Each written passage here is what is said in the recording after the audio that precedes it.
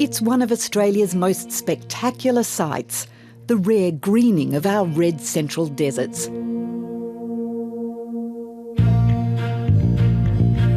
It's a miracle of nature, and nothing short of a miracle that in this thirsty country, these rivers are still largely free to run their course. We as Australians need to really, really appreciate what we have in the way of natural heritage. The Lake Eyre Basin is one of the largest dry land river systems on the planet. It covers 1/6 of Australia across 4 states and territories and is fed by 3 major river systems, the Georgina, Diamantina and Cooper. The shining jewel, more than 1,000 kilometres downstream, is the vast, usually dry salt pans of Lake Eyre, also known by its indigenous name, Kati Thanda. Unlike the Murray-Darling Basin, this system is not regulated. There's no major irrigation, diversions or dams, no water security. But the region's 60,000 residents fight to keep it that way. And 7:30 took a trip through the basin to find out why.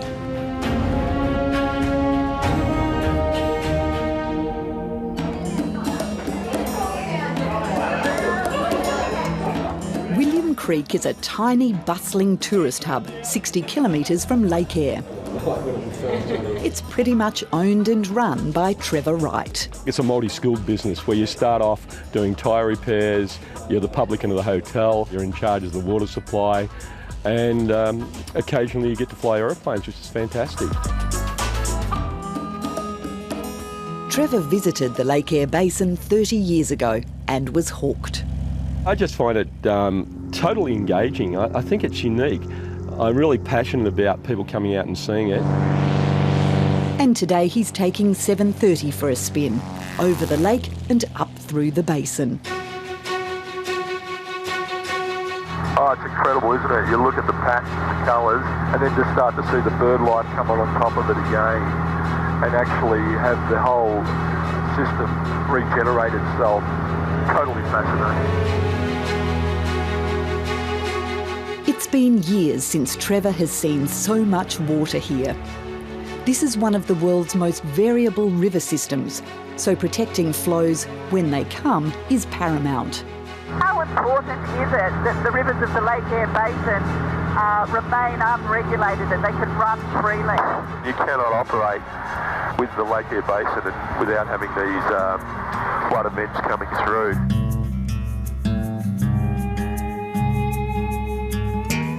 Our first stop is Cowrie, an organic cattle station on Warburton Creek in South Australia.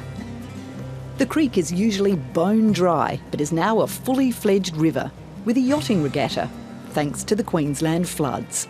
It means the world to us. It's a complete reversal. We would have sold off our cattle by now on a fairly severe destock plan, and now we've got a restock plan. So, you know, it's a complete change, a game changer, absolutely. Grazier Craig Oldfield couldn't be happier. It's just like magic, add water and it's green grass. Cowrie has supported the Oldfields for 8 decades, but after years of on-again, off-again drought, the future of the families living here had been looking dodgy. I know we're right for 2 years, we can make this work. But this is how most of the country out here still looks. The flood covered only 1/5 of Cowrie's 5,000 square kilometres. Some of the neighbours without river frontage didn't get even a trickle. Darryl Bell has brought his daughter's herd to Cowrie for a spell. It's been a very hot summer and that really knocked our cattle around. Between 50 and 60 degrees Celsius. And we had that for about 5 weeks straight. These people have got a flood and they've been very generous to help us.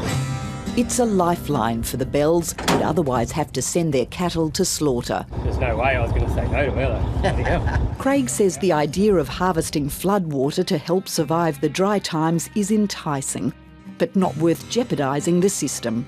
The natural cycle of the system is probably enough for me at this point. A bit more often would be nice, but we make do with what we got.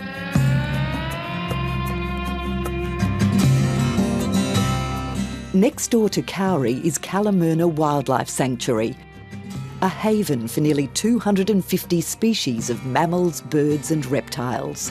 The biggest thing is keeping ferals in check.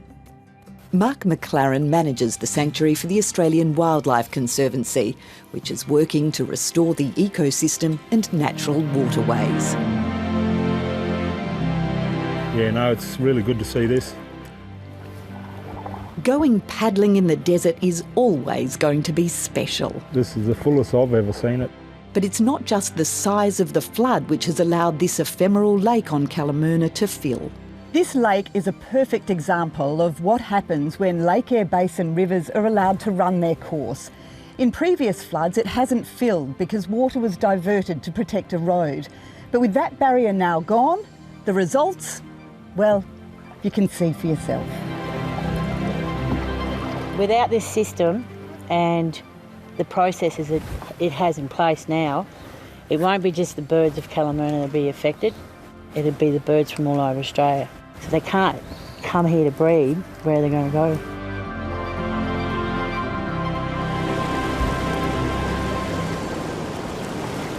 The Lake Eyre Basin has always been an important breeding ground for water birds and fish, but has become more vital with the Murray-Darling's decline. The lesson here is you need these rivers to run free, run unregulated, and the way they are. So Don, this looks amazing. It is. As this water dries back, this will be just millions and millions more of these little fellas. Mostly the still areas. Don Rowlands is the Chief Ranger for Mungatiri National Park in the Simpson Desert, west of Birdsville. While the basin's rivers are healthy now, he says there's no room for complacency. Absolutely not, and the people that live up and down these rivers, we're there to support whatever we need to do to keep the rivers like they are.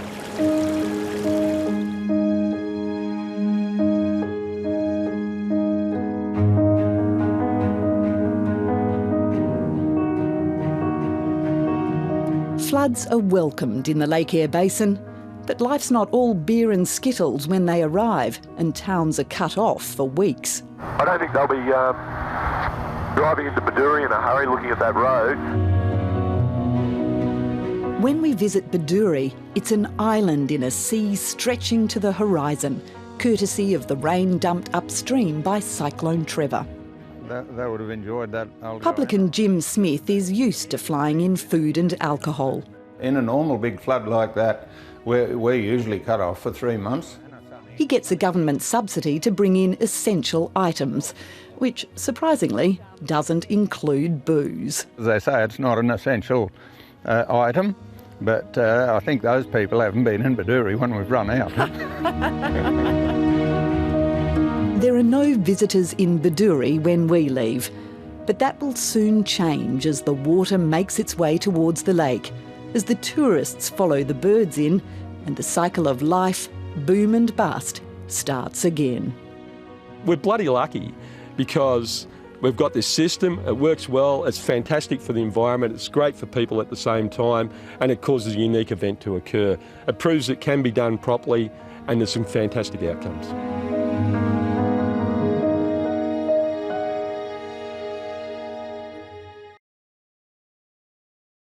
Hi, I'm Lee Sales. Thanks for watching this story. If you'd like to watch more of 730's stories, they are on the left of your screen. And tap on the button below to subscribe and get the latest from ABC News.